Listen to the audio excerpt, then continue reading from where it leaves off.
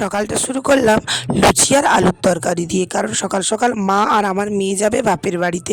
কিন্তু কি, তার জন্যই সকাল সকাল ব্রেকফাস্ট করতে হলো, কিন্তু আমাকেও বাপের বাড়ি ছুটতে হলো। তার কারণ কি বলুন তো, আমার মেয়ে আমাকে ছাড়া একবারও যাবে না বলছে। তো কিচ্ছু করার নেই, মেয়েকে তো আর রাখতে পারবো না, মায়ের কাছে ছাড়তে যেতেই হবে।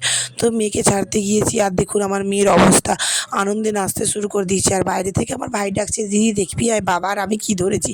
সত্যি বাইরে গিয়ে তো আমি অবাক, কত বড় বড় পুঁটি মাছ ধরেছে আমার বাবার পুকুর থেকে, আর সঙ্গে একটা বড় সাইপ্রিনাস মাছ। সত্যি কথা বলতে বাজারে তো আমরা টাটকা মাছ পাই না, কিন্তু টাটকা মাছ দেখে না মনটা জাস্ট ভরে গেল। আর এই দিকে দেখুন আমার মেয়ের কী অবস্থা, আমি মায়ের সঙ্গে রান্নায় সাহায্য করছিলাম, আর মেয়ে কী করছে দেখুন, বাইরে গিয়ে একা একা চান করতে লেগে গেছে। ওকে অনেক কষ্টে ওইখান থেকে তুলে এনে মা মেয়ে মিলে বসে গেলাম দুপুরে খাবার খেতে। দুপুরে মা করেছিল উচ্ছে আলু ভাজা, শাক ভাজা, আর ওই মাছটা দিয়ে দারুণ একটা ইয়াম্মি তরকারি। এইভাবেই খাওয়া দাওয়া করে আমি চলে আসলাম।